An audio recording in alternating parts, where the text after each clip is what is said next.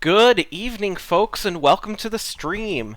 Tonight we are going to be solving Day 16's Advent of Code puzzles. As always on the stream, I'm going to be working through these solutions in C++.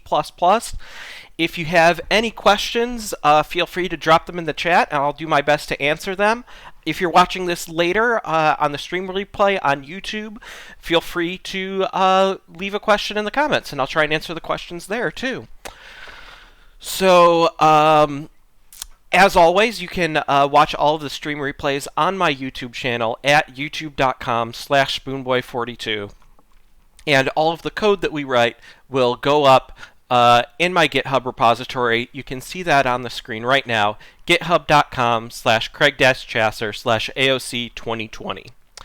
And I will always, and you can always just look for the links down in the description to YouTube channel, Twitch streams, GitHub repo, all that good stuff.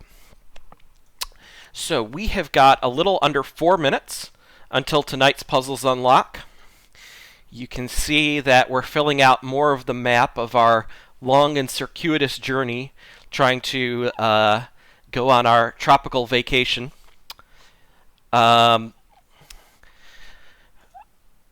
I think before the puzzle unlocks tonight, the first thing we want to do is just get set up with our skeleton solution program like we do every night. So I'm going to make a directory for Day 16's puzzles.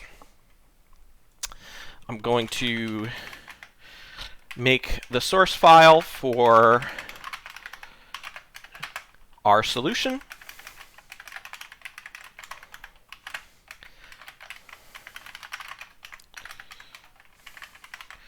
Got our minimal C++ program there. Put in a build file so that the Basil build system that we're using knows how to build it.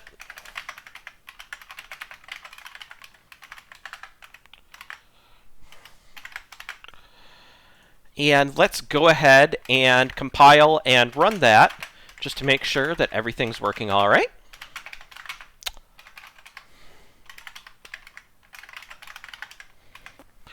Okay, we're good to go. It produces no output, as we expect from that minimal program. Usually, most days we've needed a couple of the routines from the util library that I wrote here. Check, which I use for assertions, and IO, which I use just to read some input from files and parse it. So let's go ahead and add those includes and those dependencies right now, because usually we're going to need them.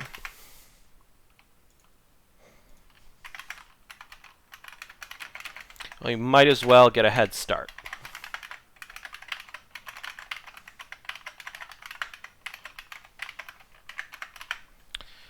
Okay. Compile and run again. Okay, we are good to go. So we have about a minute and a half left before the puzzle unlocks. Just going back to yesterday. Yesterday we had a problem that was kind of, that at least for part 2, we solved with sort of a classic time-space trade-off. And because we had to iterate through this loop for this nth number 30 million times. So, linear time complexity was feasible, but any worse complexity class for that, we might have been in serious trouble. So we used, this flat hash map, this hash-based container to remember previous numbers and their positions. And, I kind of did some back-of-the-envelope calculations. Ultimately, to get our solution, we used less memory than I might have thought. We used about 32 megs of memory and 13 seconds of CPU time. Again, I didn't really have a chance to revise this much. I think that there's probably a better solution that is less CPU and memory intensive. But, hey, what we had was good enough. So we are almost ready for tonight's puzzle to unlock. Got about 15 more seconds here. And we will see what we're up against this evening.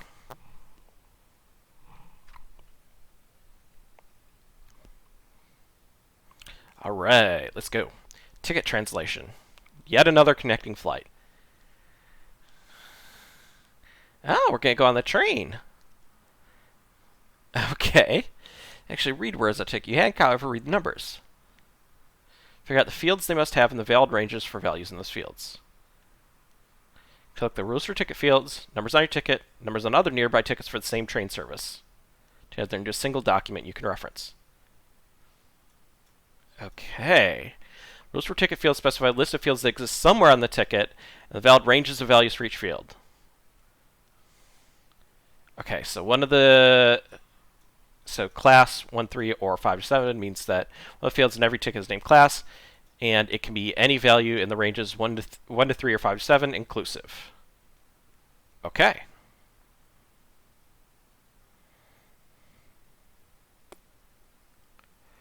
Each ticket is represented by a single line of comma-separated values. Values are the numbers on the ticket in the order they appear. Every ticket has the same format. Okay. So this ticket, I mean, I have a feeling that, it's, yeah, this isn't, how the actual input will be fed to us. It's just showing it to us in a slightly more easily human-readable way. So we've got 101, 102, 103. Okay, so it's showing us just the numbers as comma-separated integers. In any case, you've extracted just the numbers in such a way that the first number is always the same specific field. Okay. Just don't know what each position actually means. Okay. Turning which tickets are completely invalid. These are tickets that contain values which aren't valid for any field. Ignore your ticket for now. For example, suppose you have the following notes. Doesn't matter which corresponds to which. Okay.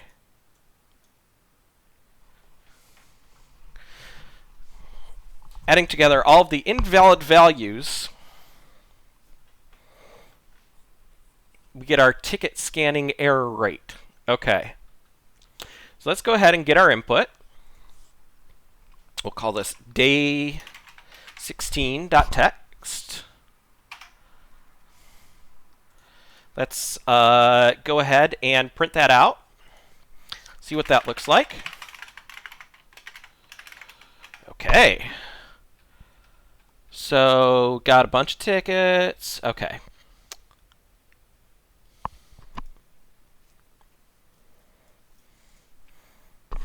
So for every field, we have 2 ranges separated by OR. Then we've got the your tickets and the nearby tickets. So, well, first, obviously, we're going to need to parse the input. So we'll write some parsing routines. So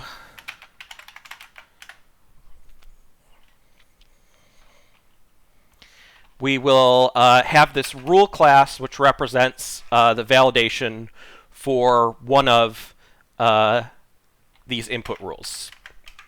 So rule is going to have a string for the field name, and it's going to have 2 ranges for valid numbers. So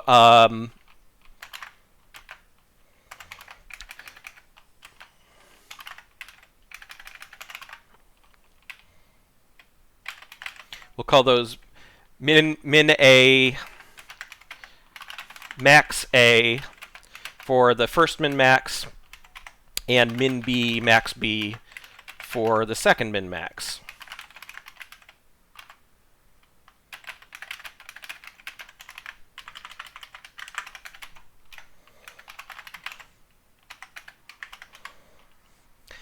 And then we will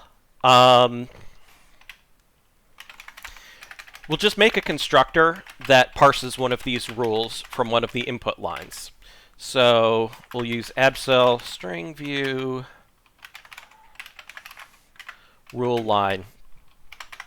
And then we will write this actual parsing routine. So I do believe that I wrote something in IO, this substring scan helper, which will be useful to us if we want to use scanf to parse these rules, which I think I do.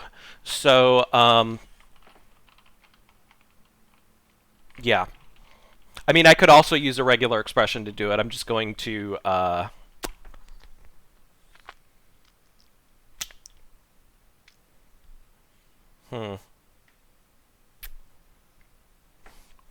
Do I want to use a regex to do it, actually?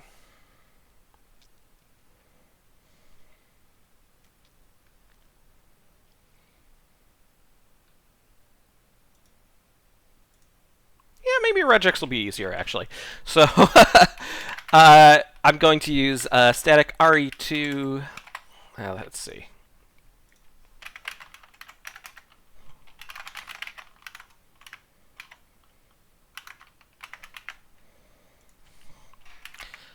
Lazy re2. Call this k pattern. And we will put our actual regular expression pattern in here. So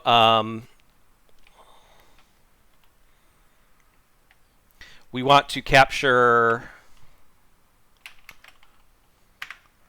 any character, but non-greedy.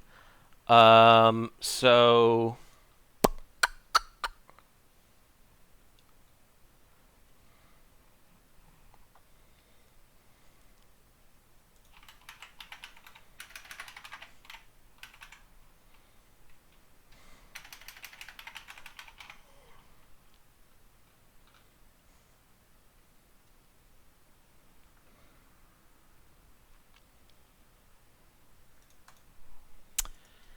I know I had one of this on the previous days. I mean, I'm not that good with regular expressions, but let me actually try and like read back and find a case where I used them to remember the syntax.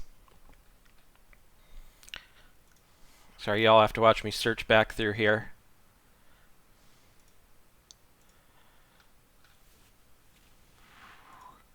Do we use regexes on day 10? No. Use them on day 9? No. Maybe. Surely we use them on day 4. But the question is...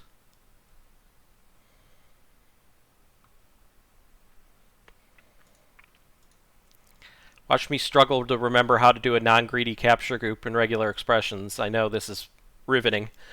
Okay. Day 7 when we were doing the bags. Okay, so question mark makes it non-greedy, I guess.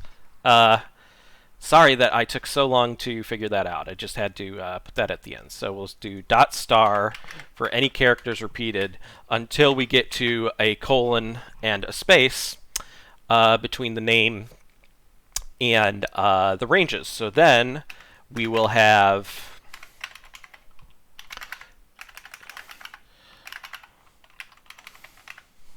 digits.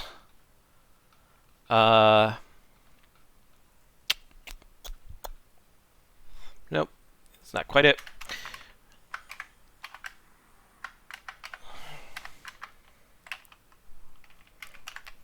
Some number of digits dash another range of digits, then or these digit dash digit again.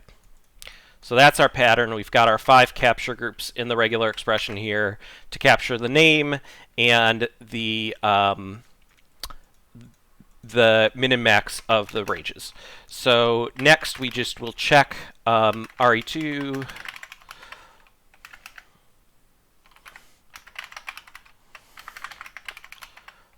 full match.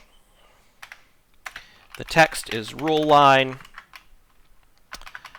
The pattern is that pattern. And then we capture into field name, min a, max A, min B, and max B.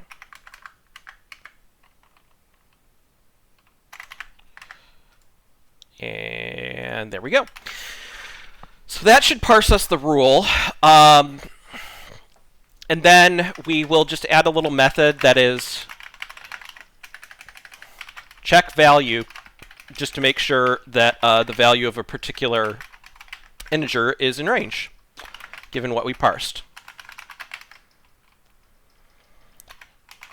So it's value greater than or equal to min A, and value is less than or equal to max A, or the same thing for the B ranges.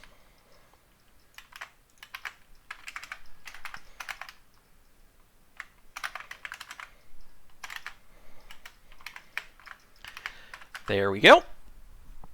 So now that we can parse a rule, it's going to be much simpler to parse a sequence of to parse a ticket, because it's just going to be a bunch of comma delimited integers. So we'll just say class ticket.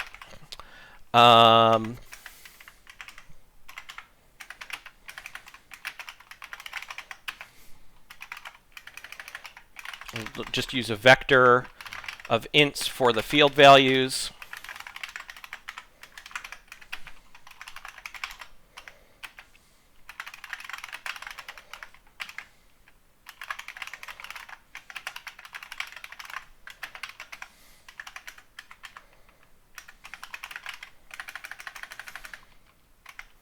I think we actually have something in I/O that already does this, maybe.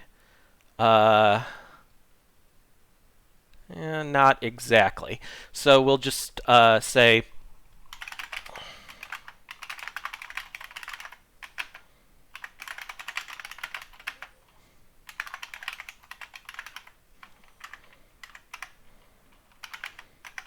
we will split by commas, get each of those substrings, and then we'll say we'll parse the individual values. We'll just use absol simple A to I, take that field stir, parse it into value, and then push it on the back of values.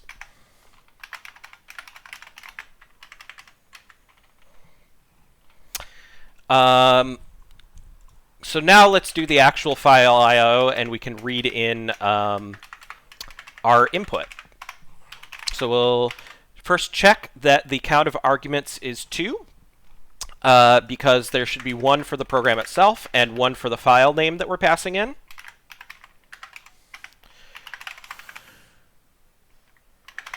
We will read a vector of strings using one of our I/O routines, read lines from file.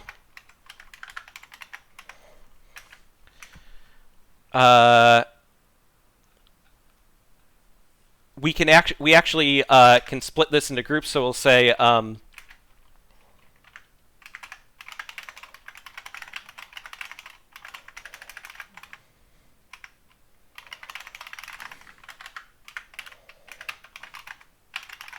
call this line groups,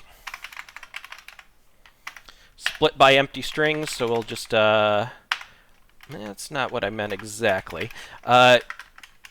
Move the lines in there, and so it should split these into 3 different vectors of strings, one that has all the rules, one that has information about my ticket, one that has all of the nearby tickets, of which there are many.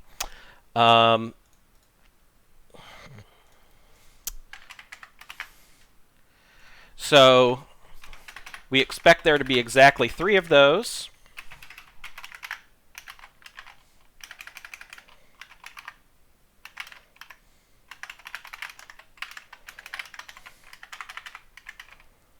Okay, so now let's make a vector of rules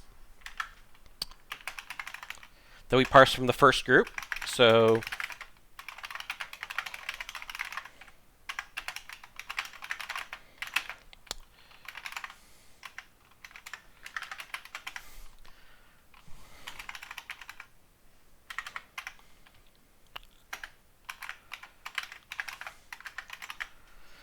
So the in place back is forwarding that rule line directly to the rule constructor. So we're just creating the rule in place at the back of the vector.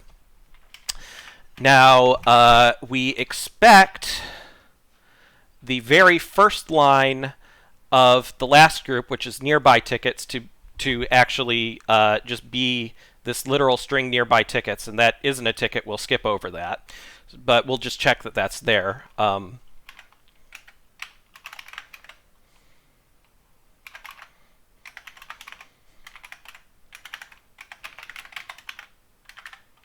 Okay, and then we'll make also a vector of tickets that we parse.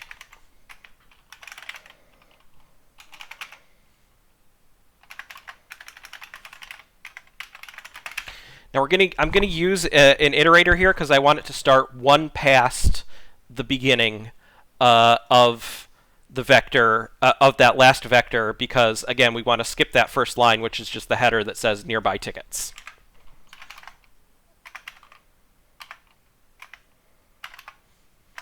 You do begin +1.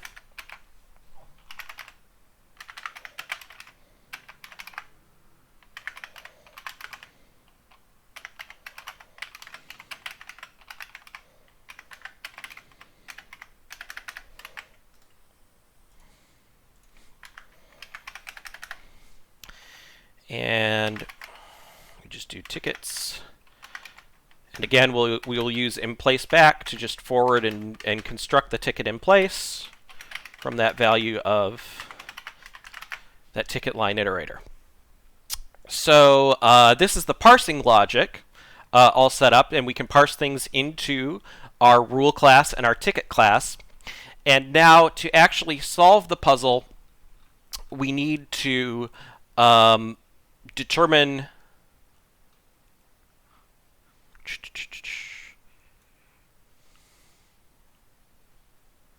we need to add together all of the invalid values in all of the tickets. So we'll just say int error rate given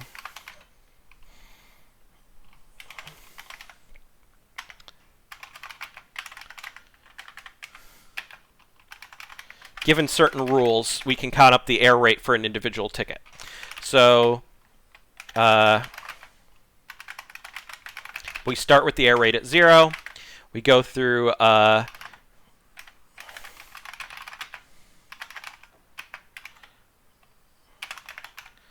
each of the values in the field values, and then we go through each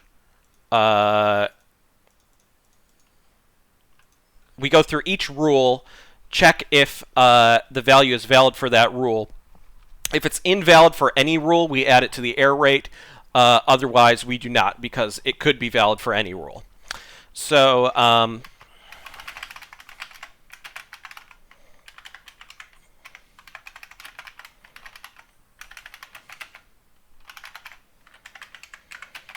go through all the rules there. If the rule does not pass the value, we say valid equals false, and we break because we know that, well, let's see here. It doesn't matter which, considering only whether tickets contain values that are not valid for any field. So actually,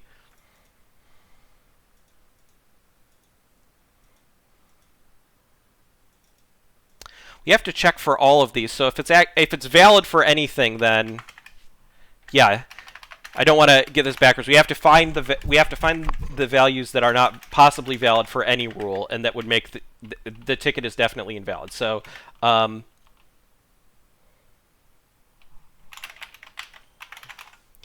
if not valid, we add the value to the error rate, and then finally we return the error rate.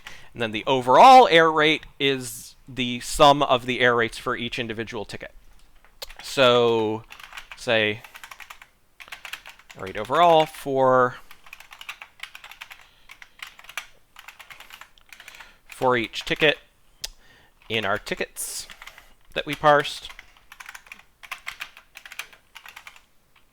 We get that individual ticket's error rate given our rules. And then we spit out the overall error rate.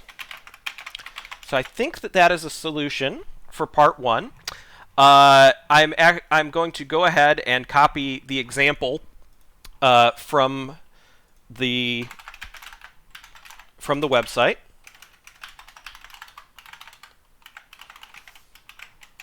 Put that in there.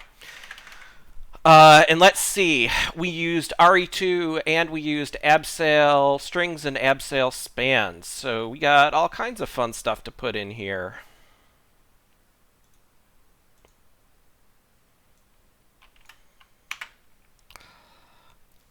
Let's copying this over into our own build file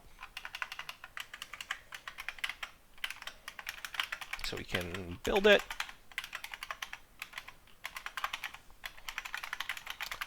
Okay.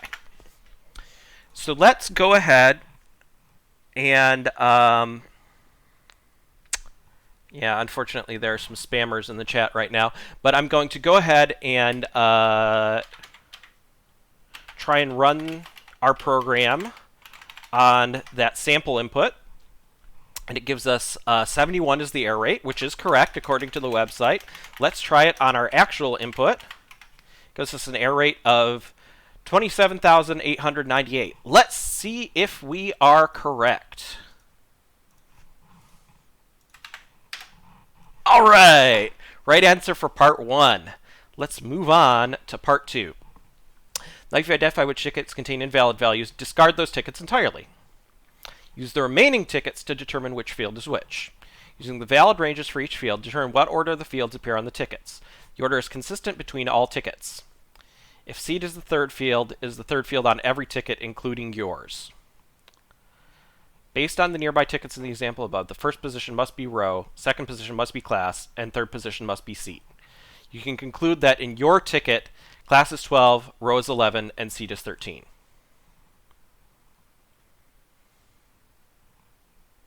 So you need to multiply stuff for departure together on all of those fields. So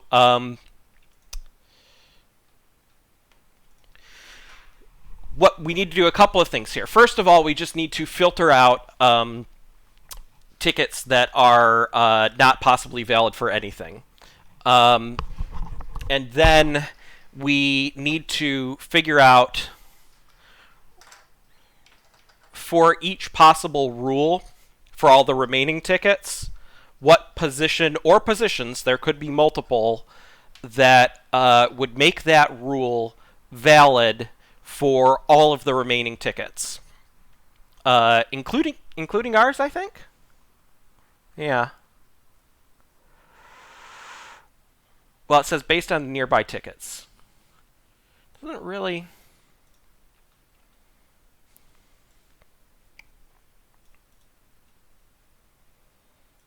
On every, including yours. So then, yeah, we have to figure out which of the positions for all of the rules are valid for all, would be valid for all of the remaining tickets, and then, I guess, try different permutations of those. Like, we can't.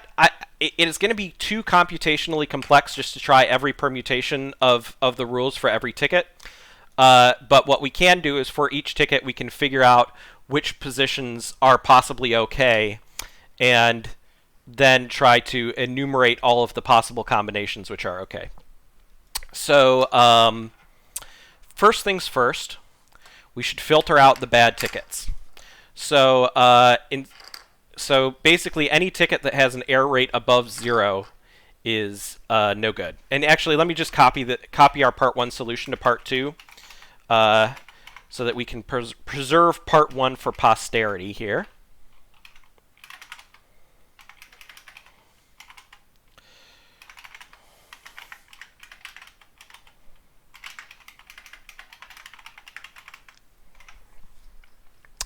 All right. So part 2, we're going to put together a list, a vector of valid tickets. So go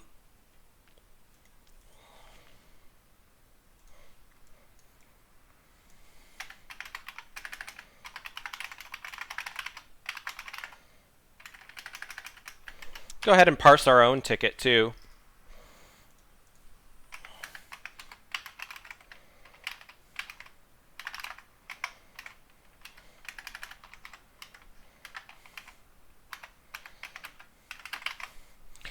That should say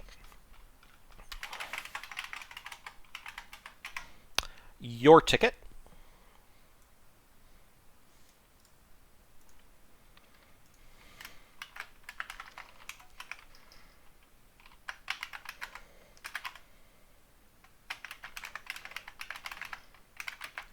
Call that my ticket and initialize it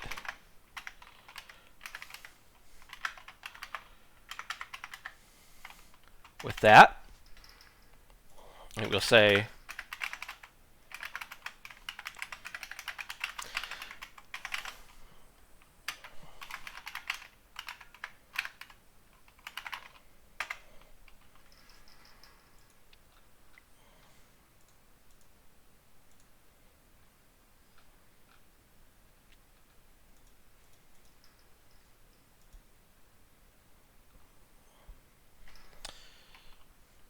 so for valid tickets, all we really need, well, so we can put ours in there to begin with. And then for each ticket in the parse tickets, if the ticket's error rate is 0, we can put it in.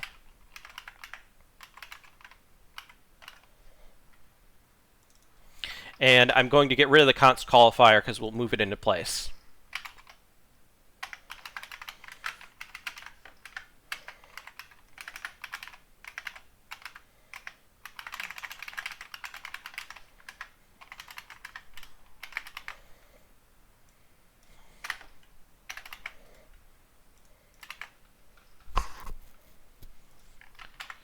Really should have utility for move too. Okay.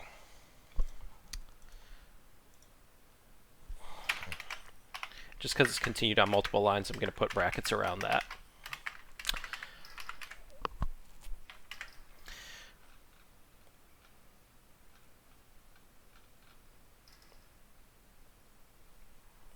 So I'm going to now add a method to the rule class to check if a rule is valid for all of the tickets if it's in a particular position. So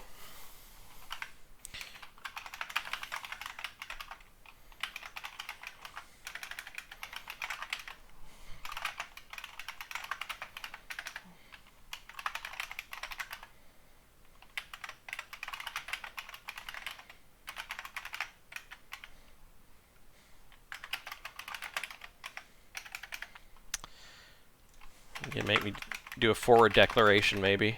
We'll see.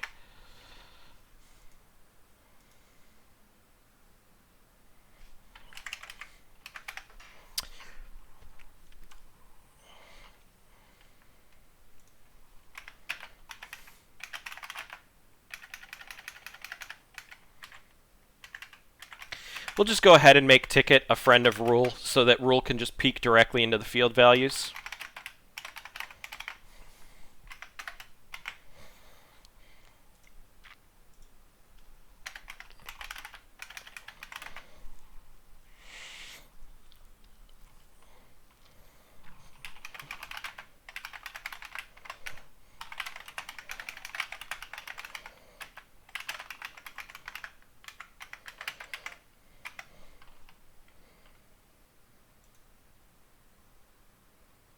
Okay, it's incomplete type. So we're actually going to have to declare this out of line because we don't have a declaration for, excuse me, we're going to have to define it out of line because we don't have a declaration for the ticket type yet, so we can't actually write this method body that uses tickets yet. But if I go down here after ticket is declared, you know, old school C++ rules, what are you going to do? We can go ahead and write it here.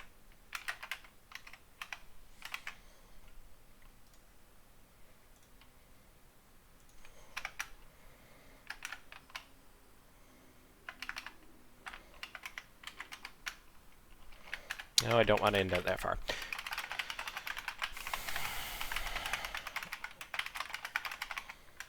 There we go. So for each of these tickets, we are going to have the value is going to be just the value drawn from the field values vector at that particular position of that ticket.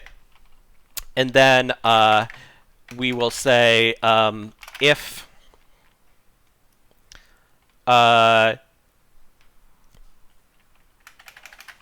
we'll say const bool valid for that ticket, you know, is going to be if if min a is less than or equal to that value, and that value is less than or equal to max a, or same deal for the B range.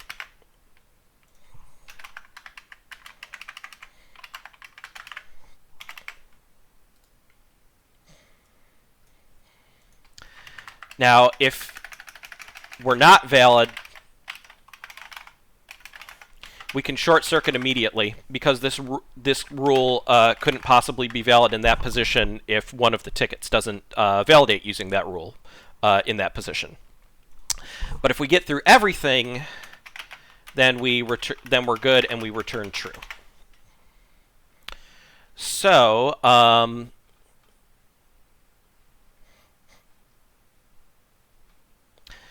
at this point, I'm not all the way to a solution yet, but I just want to kind of get a feel for each of these. I'll just make a little accessor here for field name as well. But I want to get a feel for how many valid tickets there are, and also how many valid positions there are for these individual rules. So we'll just say, call that, you know, field name as the accessor. Field name. Okay.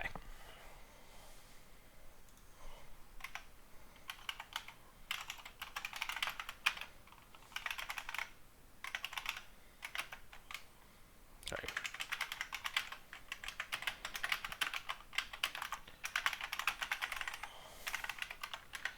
Print out the number of valid tickets, and then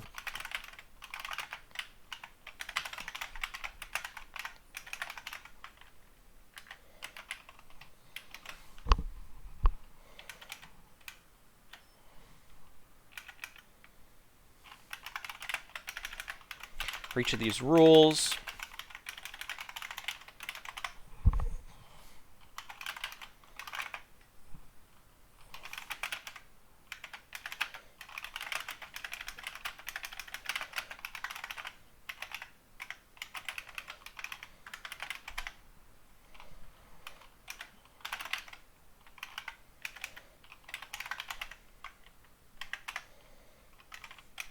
if the rule is valid, we'll spit out a line saying that it's valid.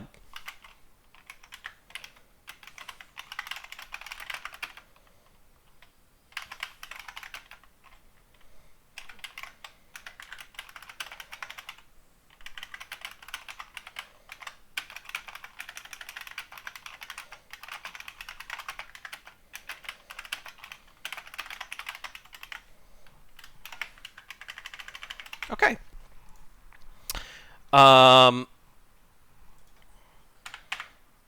Then let's go ahead and make a build target for part 2 here.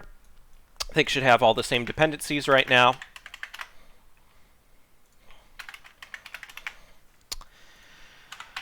And we'll go ahead and run it on the test input. So class is valid in position 1 or 2. Row is only valid in position 0. Yeah, first position must be row. Second must be class. And third must be C. Okay. Now let's see what it does for our actual input and how complex this gets. Okay. 192 valid tickets.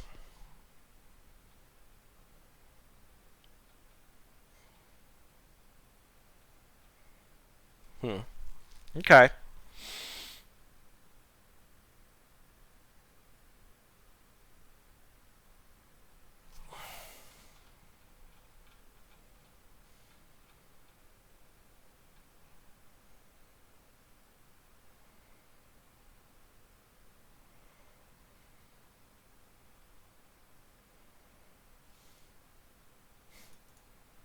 Yeah, arrival stations is valid anywhere. So now we just have to figure out the assortment of these rules that is valid for everything. So some of these rules are obviously more constrained than others. Like duration could only be 0 or 10. And then that constrains what everything else could possibly be in all the rest of these.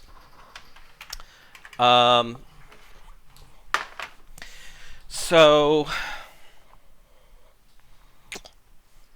I mean, there's possibly a dynamic programming solution here as well, where, we find the possible assortments for a given subset of the rules.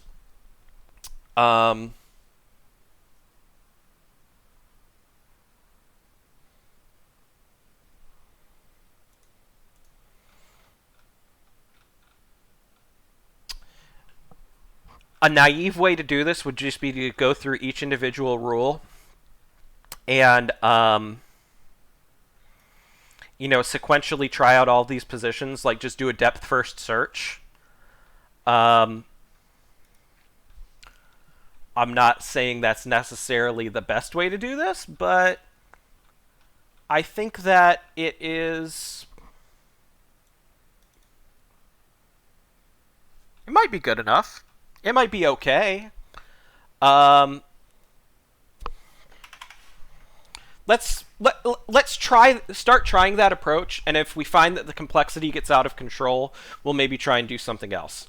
But what we want to do is we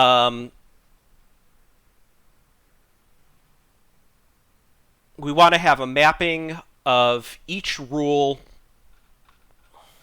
to its position.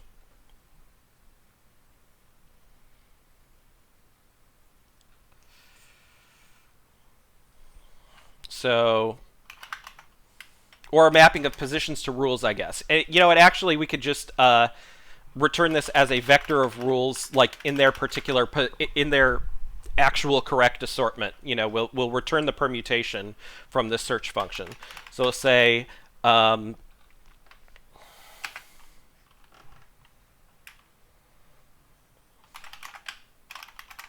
call this find order.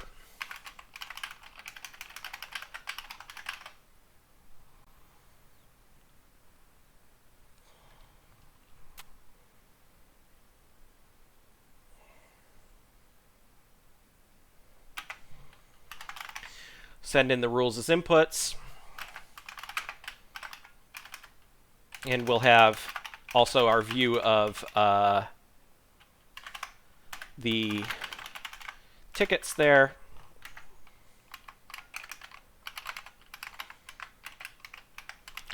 Now the actual implementation of this, I think I'm going to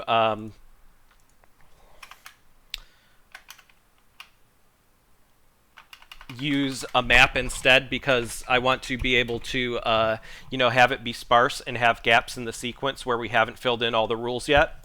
So we'll say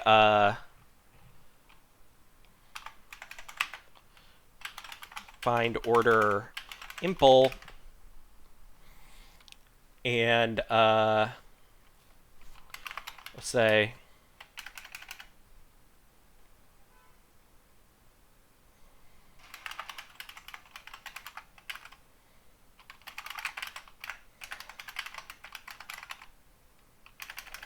remaining rules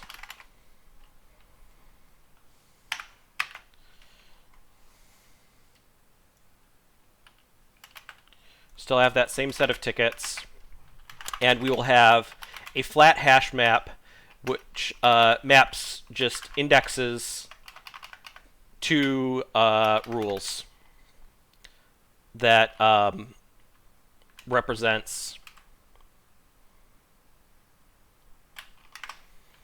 I'll make those pointers so that we aren't copying the rules around all the time. But this flat hash map will represent the assignments that we have so far. So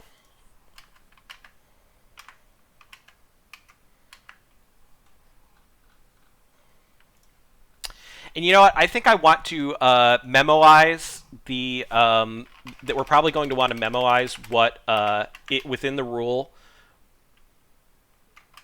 what its possible valid positions are. So let's go ahead and put that in the rule class because as we're doing this depth first search, we don't want to constantly be recomputing every time that we're coming back to a particular rule in the search. We don't want to recompute what all its possible valid positions are by searching through all of the tickets. So let's go ahead and just say we'll say compute valid positions. We'll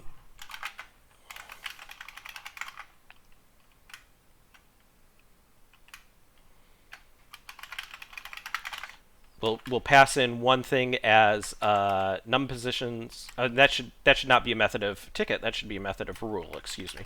But we'll say, yeah, compute valid positions. Oh, I'm still doing this in one. Well, I just realized I did all these edits in one, so I'll switch the places of these things when I finish. Or actually, I didn't do that much in here, did I?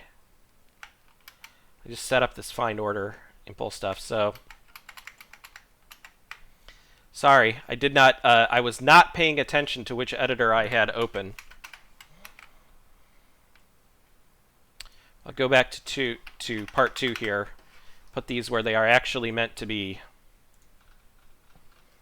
You didn't need that either. Sorry for the mess, folks. Should have been paying attention to what I was editing. But hey, it happens. We will do okay. So we've got this valid in position. We've got this field name accessor. I'm going to add this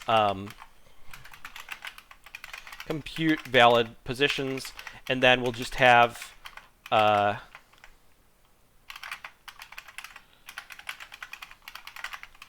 this class, this rule class, remember what its valid positions are.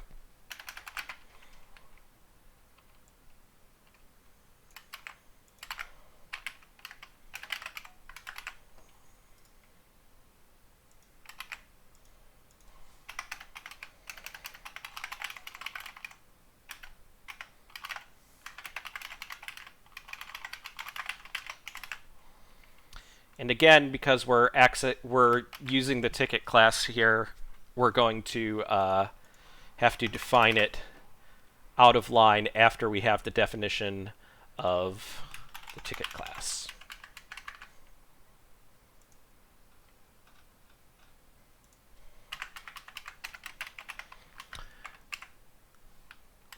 No, it shouldn't be valid in position. Sorry, we wanted... I copied the wrong thing. We wanted compute valid positions, yes.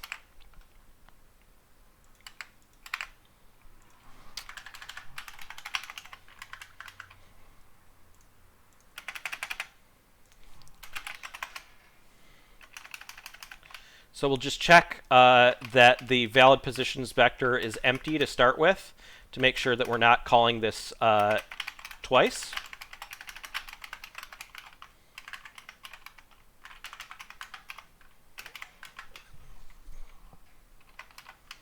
And then we go from 0 up to num positions. No, it should be plus num positions, should just be plus. Then if this rule is valid in that position, given those tickets, we add that position to the list of valid positions.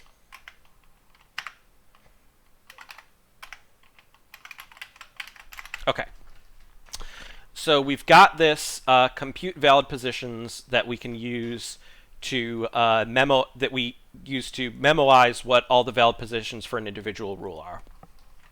And then we will have another accessor method to return those valid positions.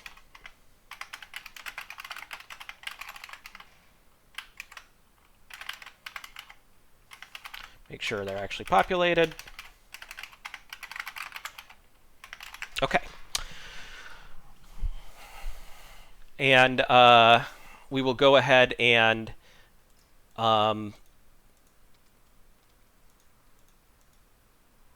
as we go through I'll get rid of just this printout logic here, but for each of the rules, before we actually try and solve, we'll just have we'll just pre-compute the valid positions for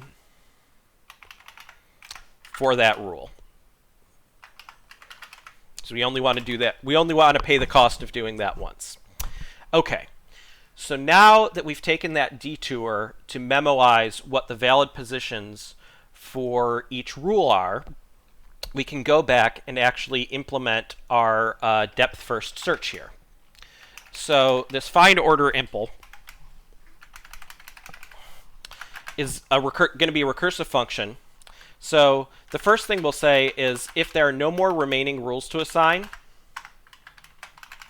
then we return true because everything's a-okay. If there are remaining rules to assign, we will attempt to make more rule assignments. So for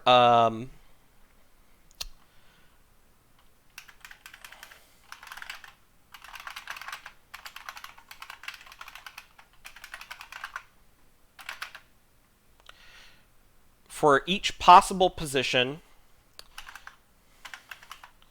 in that first rule's list of valid positions, we're going to try to make an assignment in the rule assignments map. Now, if there's a collision there, that means some rule already takes up that position and it's not actually valid here. So what we'll do is we'll try and put the rule into that position. So we'll say, we'll just say const rule. We'll do a const reference here. Call this current rule.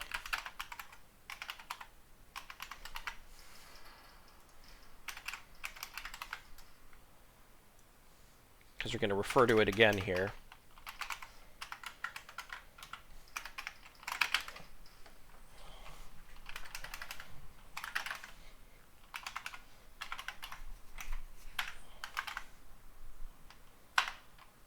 We're going to try to put it in the, actually, let's say,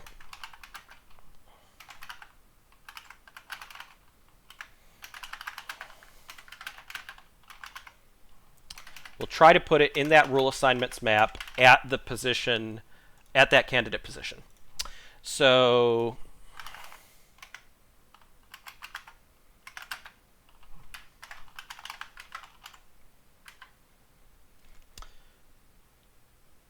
sorry, it should be and current rule. Format that. Now, if we didn't actually insert anything in the map, then that candidate position is no good. So we just go ahead and continue to the next iteration, the next iteration of the loop, if there is any. If we did successfully insert something into the map, then what we need to do is recurse and just try and find. I'm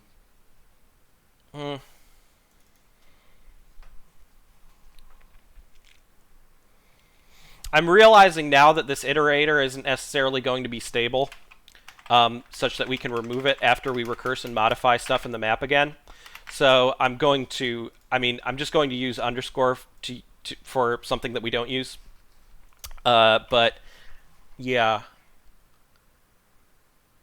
Sorry, that's a little technical detail of map implementations, but if you keep on, but generally, with an unordered container, if you keep on changing what's in it, iterators that you had saved from previously don't necessarily stay pointing to the same thing or even pointing to anything valid. So you have to go and look up stuff again, which is what we will do in this case if we have to. But I'm getting a little ahead of myself because what we want to do next here is we will say if we can recurse in this depth first search, we'll say remaining rules dot subspan starting from 1. So all the rest of the rules after this one pass down the same tickets. And this rule assignments map. If this is successful, the whole thing has been successful, and we just want to return true.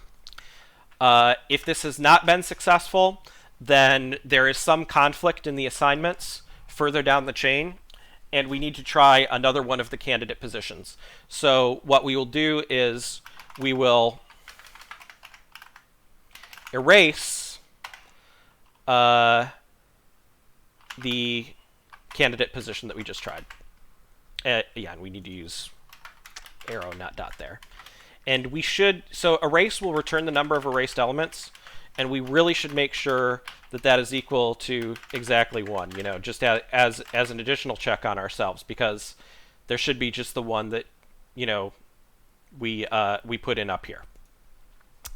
Now, if we have exhausted all the candidate positions and we didn't find anything successfully, at this point we return false, which signals to iterations further up the chain in the depth first search through all the rule constraints that something is wrong, that there is no possible assignment given what we were given at this layer of the search, so we need to bubble up further. And so this function here that wraps the actual depth first search implementation, what we'll do is we just set up the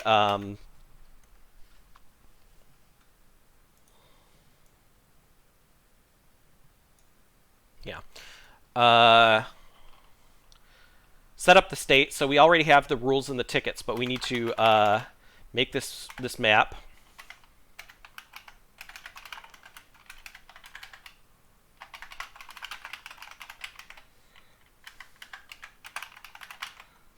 For the rule assignments, we need to check that the depth first search that we then run with our actual implementation works, return true, indicating that it works correctly.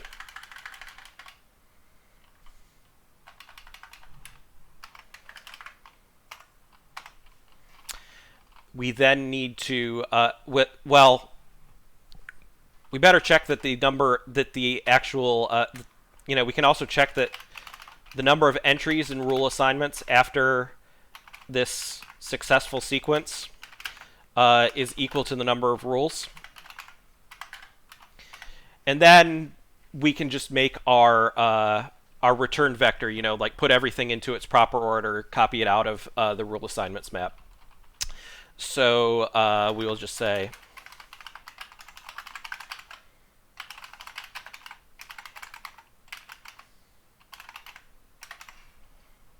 we're going to be copying these anyway, so I'm just going to pass these as a span.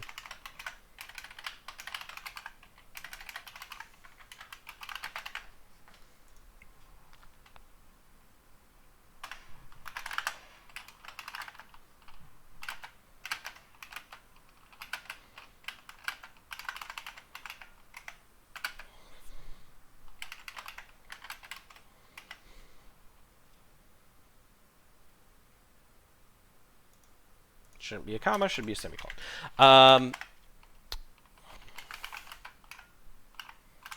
Look it up in the rule assignments. Make sure it actually exists there.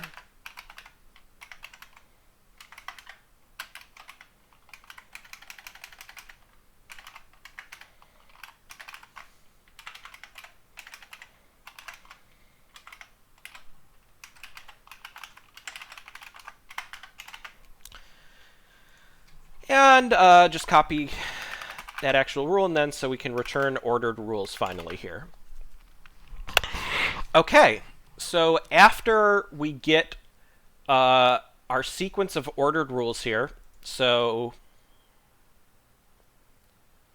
at this point we've validated our tickets. We will say,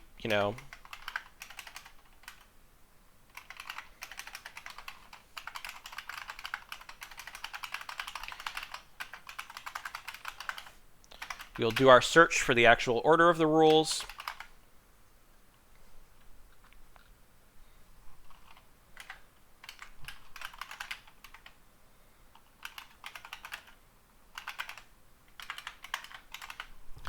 And then to get our final answer, we need to get the 6 fields on our ticket that start with the word departure and find out what we get if we multiply those 6 values together. So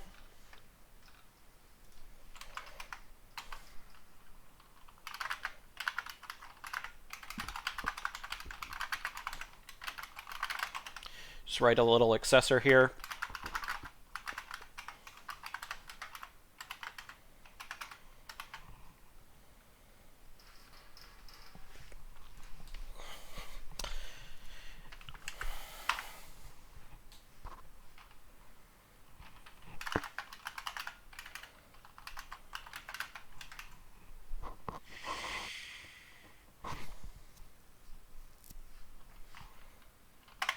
Start product run. So for each rule in the ordered rules, well, actually we need to count the positions.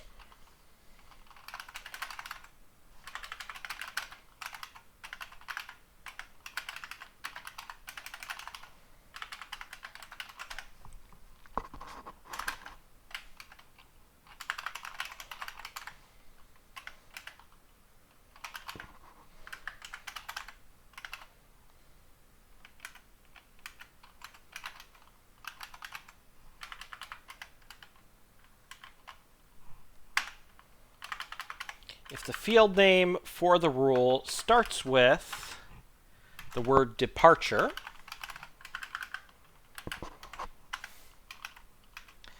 then we multiply the value of our ticket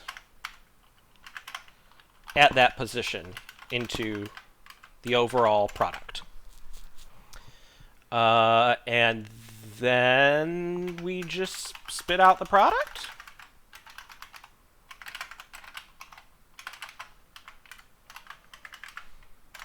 Okay.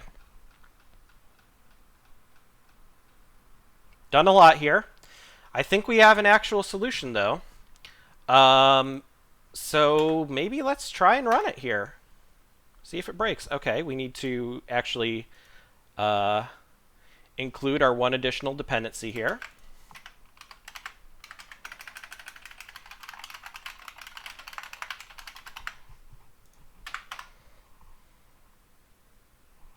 Okay, so obviously did something wrong if there's a seg fault.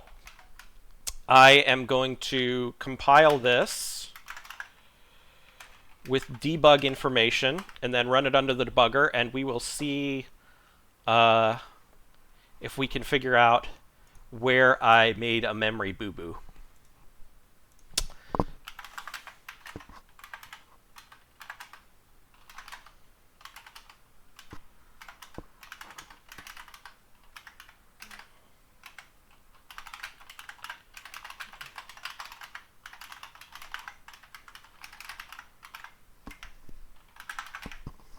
Okay. Line 94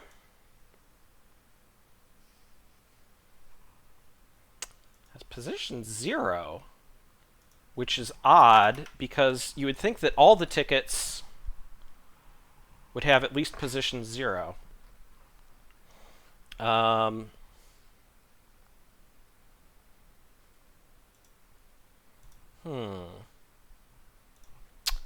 Very interesting. So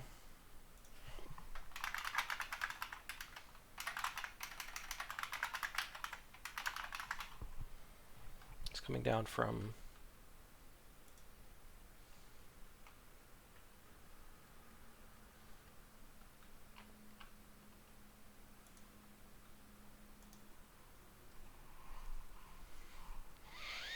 so this is happening while we're computing the valid positions.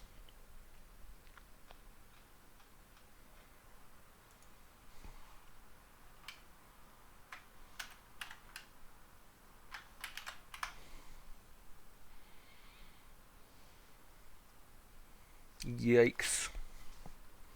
This one really doesn't like to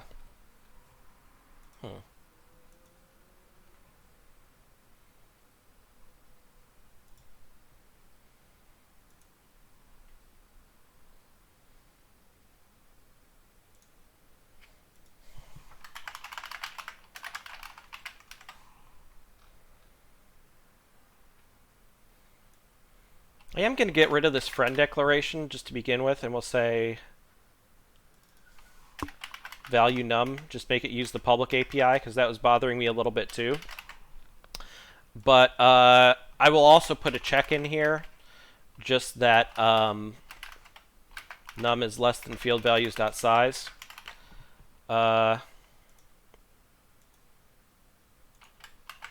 And I expect that, we try and run it this time, and we're just going to hit that check instead of hitting a seg fault. Yep. So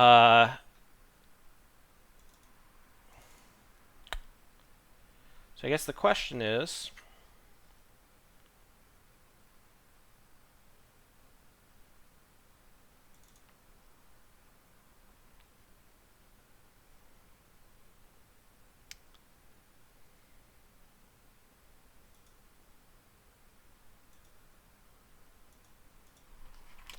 I wonder if it's my ticket that is the one that's screwing this up for some reason, if we haven't parsed that correctly. I don't know.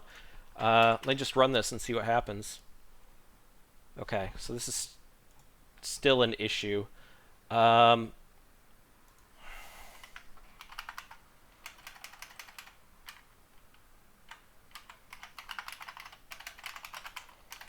It's just, as we're parsing tickets,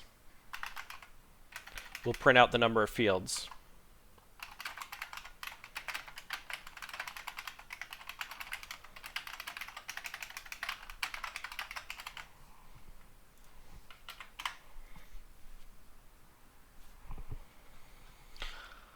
Lot of 20s.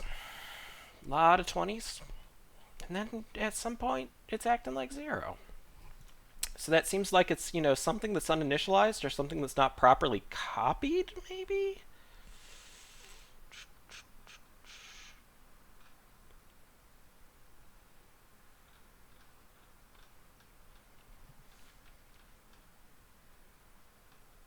We should get rid of that, put ours back in the mix.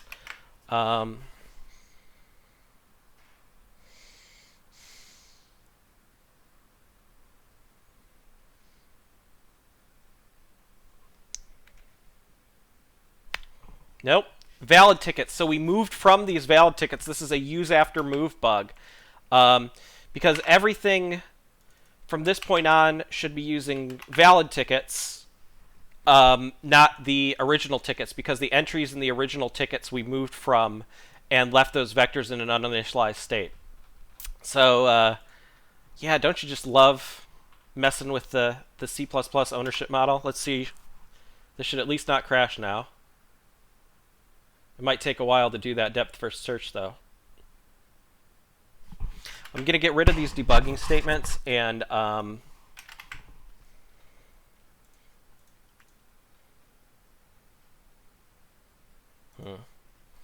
depth first search might still be too slow.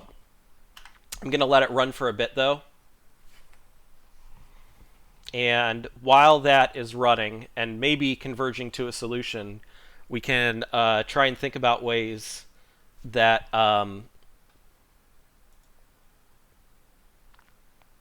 that we could possibly do this better.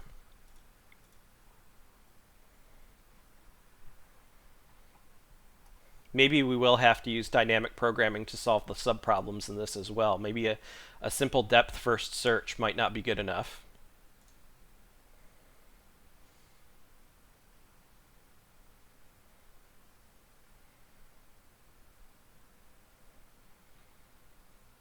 Or maybe if we made the depth first search a little smarter, such that, you know, we like iterated through the most constrained things first. Or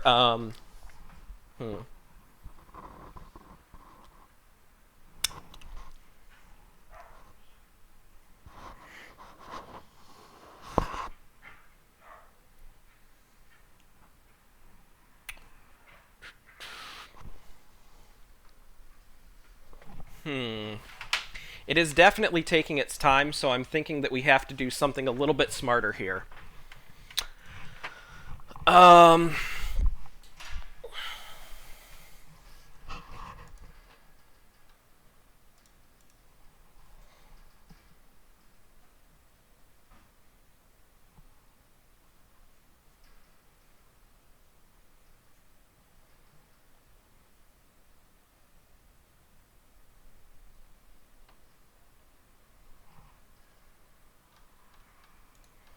Just going up in my history, trying to go to a point where we were spitting out, you know, like the number of, you know,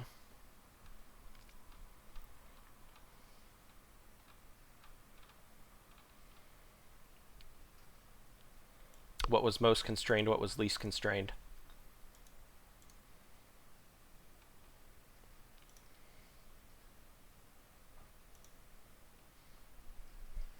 So I guess the first thing I want to do maybe is just sort the rules according to what we want the rules that have the fewest number of possible positions first to like minimize the number of cycles we have to go through in the outer loops. I think that is a good initial optimization for this. So sort rules.begin rules.end, and then we will put in a custom comparator, a little lambda here.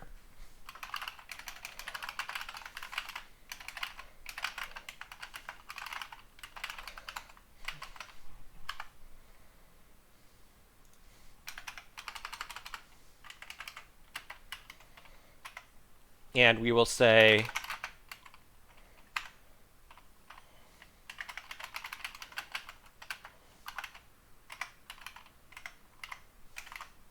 we want to put the rules with the fewest valid positions first.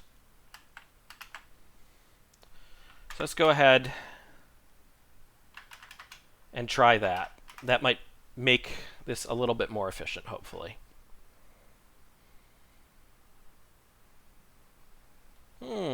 Okay.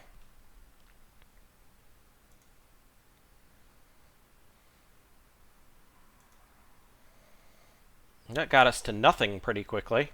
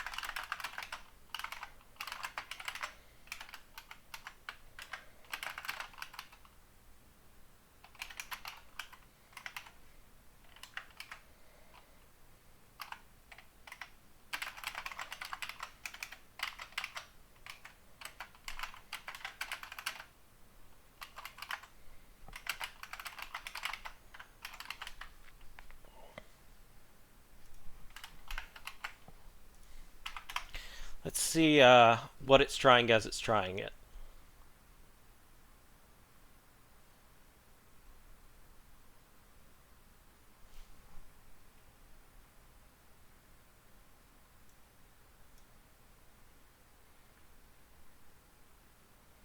I mean, we obviously haven't tried enough here. So,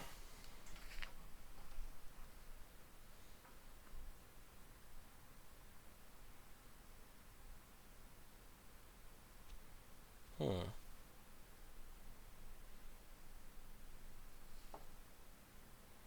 There's more rules than that. There's 20 rules. Um,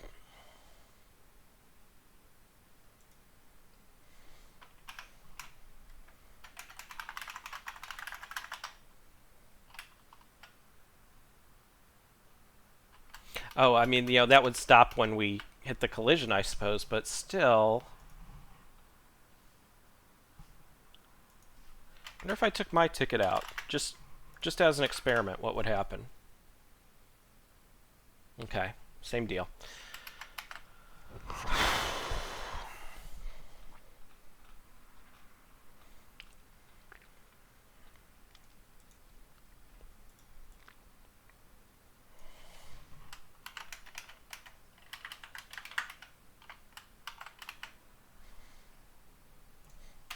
Just move that up there and see all the unsuccessful ones. So,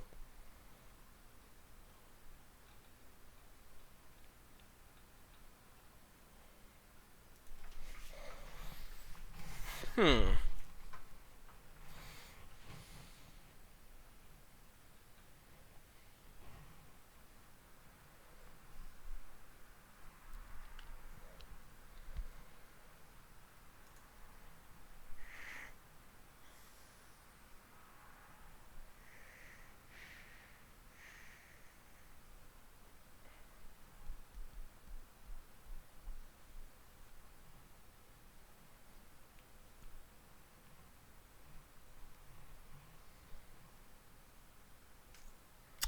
What am I missing here?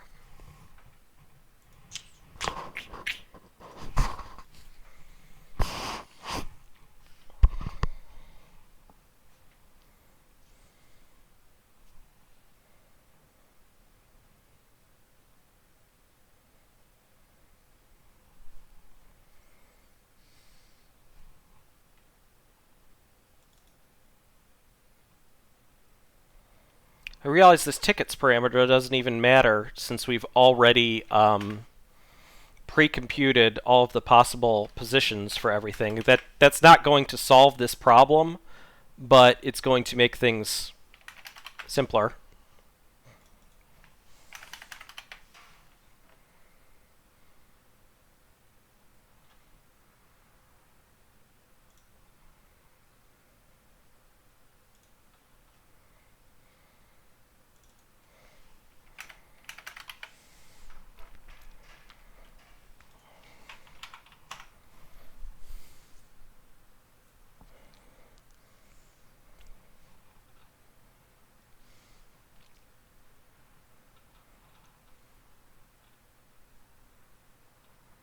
Hmm.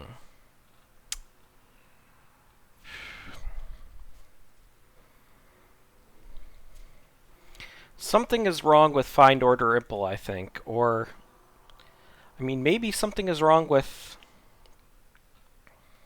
the way that we compute the possible valid positions. I don't know.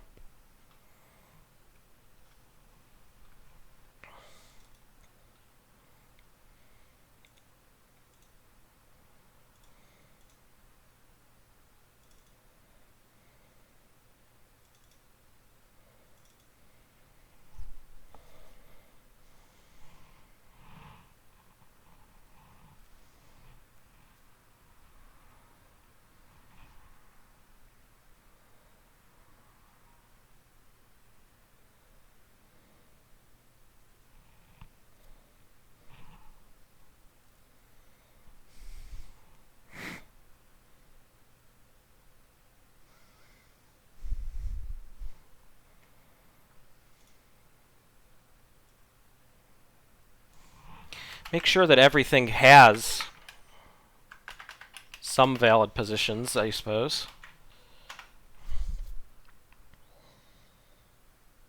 Yeah, that's still not the problem, though, is it? Hmm.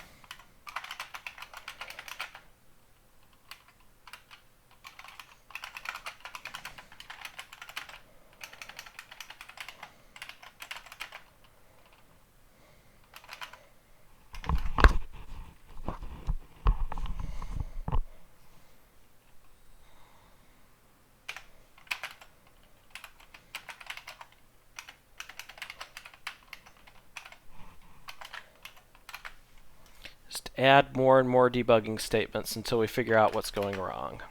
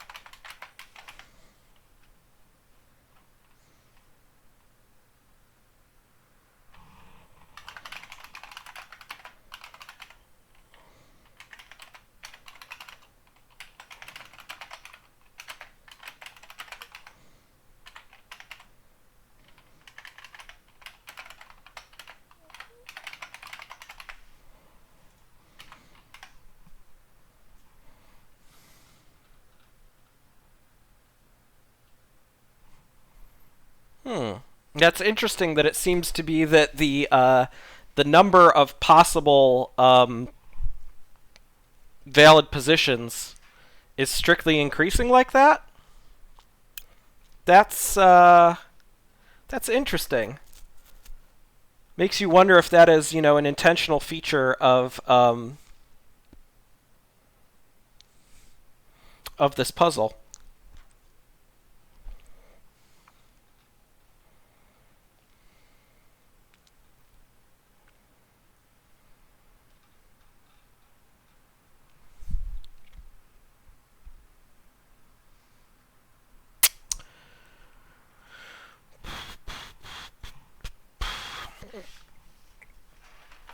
Now the question is, so do we ever? I mean, we never.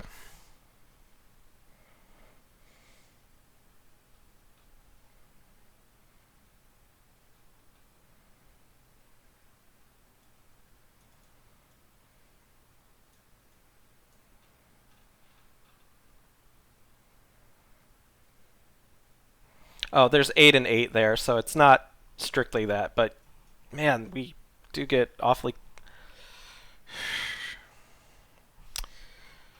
Hmm.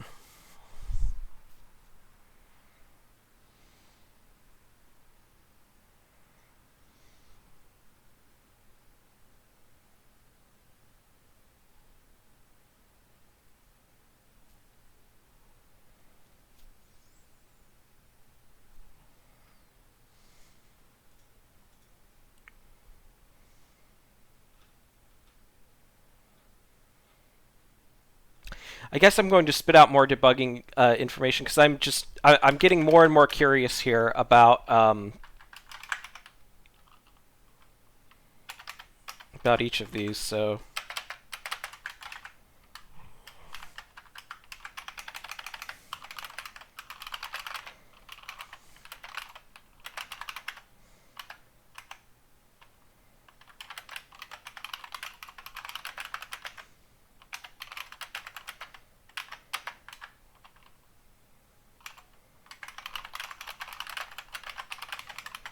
Let's look at what all the valid positions are for each of these, I suppose.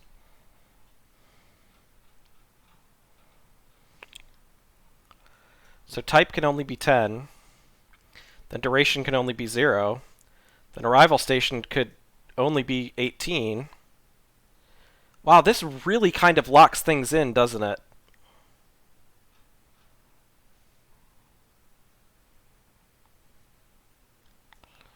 Then a wagon must be 8. Departure time must be 2.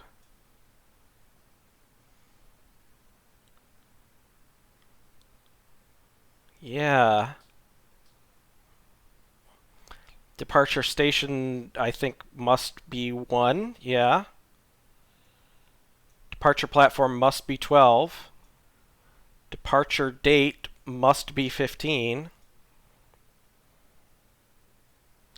And so departure date and departure track have this collision problem, though, because they have exactly the same set of valid positions that they could be, but by the time that we get down to departure track, so this is 1, 2, 3, 4, 5, 6, 7, 8. All 8 of these positions have already been assigned, and so I think departure track is where we fail because all the positions are already taken. So this really makes me think now that something about the way that we compute the possible valid positions for the rules might be off. I just want to see if we get the same thing if we don't, put our own ticket in there, as part of the initial set. But I have a feeling, yeah, we're going to have the same stuff. And again, we get down to departure track, like departure date, like 8 things have got to be assigned here, and it's the same candidates for departure track.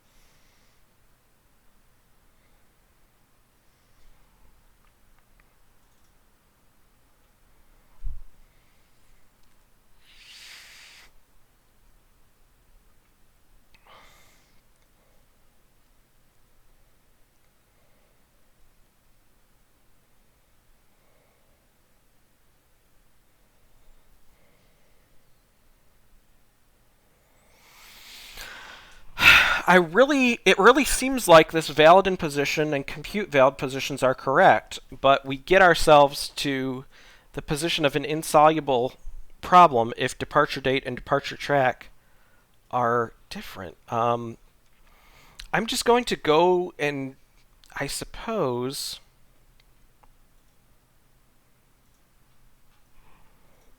let me reread this here.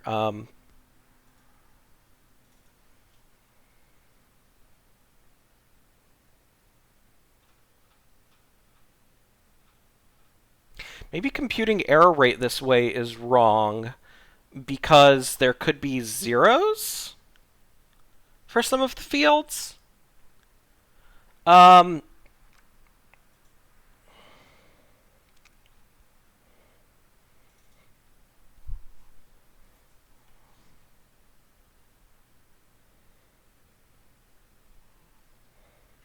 Yeah, maybe reusing this was the wrong move. Let's see.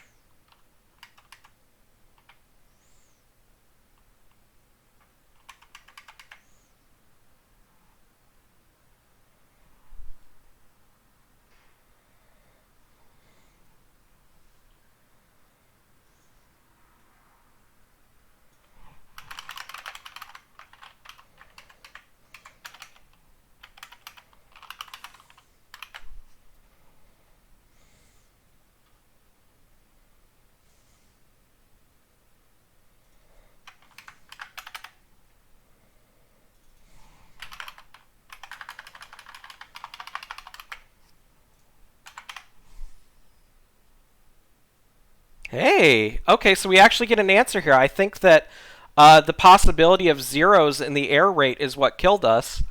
Um, we have a lot of debug strings here, but let's go ahead and try out this product, see if it's correct.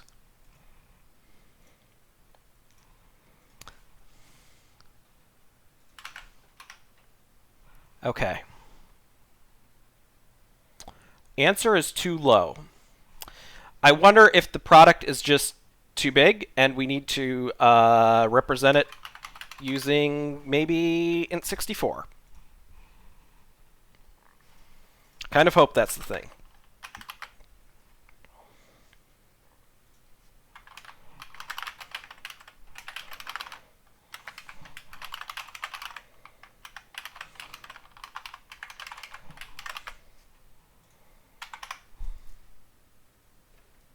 Yep.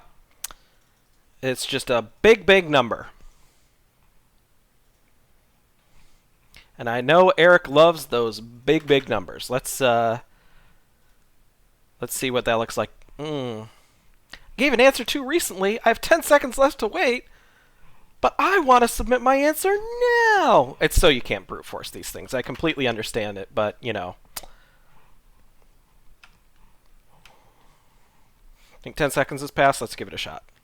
All right! That was it. So, yeah, that last bit is just because the product was too big. Should have seen that coming. So, what did we learn from tonight's puzzle? Well, we did a depth-first search here. I think that there's a few things that we learned. I think the crucial thing... Well, we also learned how to do a lot of printf debugging, or cout debugging, as the case may be. But I think the really crucial thing is that, you know, we have this depth-first search, but trying out the rules that had the fewest possibilities first really, really narrowed that search space, and especially, like, looking at this here, you know, there's only one possible position here, there's two here, like, we just go all the way down the list, and, like, we wind up... Like, as long as we sort them and do the most constrained position first, like, it's pretty much just, like, straight down the stack in that recursive depth first search. So we did not have to enumerate the search space much at all when we just tried the most restricted field first. But the other thing is, you know, we had that insight relatively early on, and I just got stuck for a long time because I wasn't correctly computing which of the tickets were valid, because I assumed that we could just reuse from part 1 our old error rate method, and if the error rate was 0, then everything was fine. But I guess that it's possible for there to be fields, numeric fields that are 0, such that you can have an error rate of 0, but the ticket is still not valid.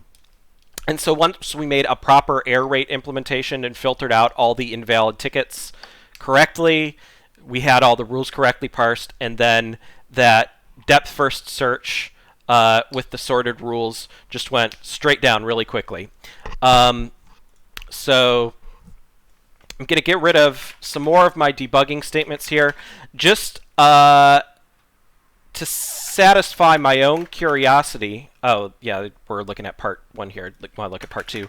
To satisfy my own curiosity, I kind of wonder how bad it would be if we didn't sort the rules like we did.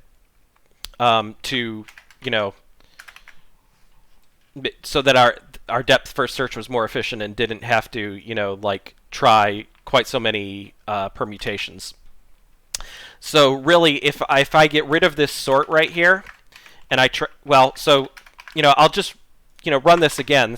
Same version of the new version of the same program that just doesn't have all those debugging statements. But if I comment out this sort, and remember, it's all the same rules, and it's the same depth first search algorithm. It's just we don't have them in the order of the most constrained to the least constrained. I mean, my computer's chugging right now. I don't know if it will ever possibly finish. So that really is the key insight. Is that sort? That's what makes that's what makes this possible, and it makes it go real fast. And then the last thing was just that the product was quite big. And we needed to do that in the 64-bit domain instead of the 32-bit domain. So I'm pretty happy with tonight's solution. I may clean up the code a little bit and then upload it to GitHub. Thank you all for watching and following along with the solution tonight. I had a lot of fun with this one. It's one of those funs where there's it's algorithmically interesting for sure.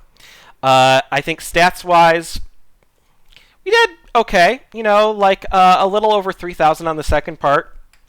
I really think, we probably would have done a lot better if I had not gotten tripped up on that that is valid check for the tickets. But I still, feel pretty good about tonight. Like I said, had a lot of fun. Thank you all for watching. You can always find the replays of these streams on my YouTube channel at youtube.com/spoonboy42. Code always goes up into my GitHub repository. That's Craig-Chasseur/AOC2020 on GitHub. You can see that on the screen right now. As always, links in the description. Check it out. Thanks again for watching, everyone. I will see you again tomorrow night as we dive into day 17. Thanks very much. Good night.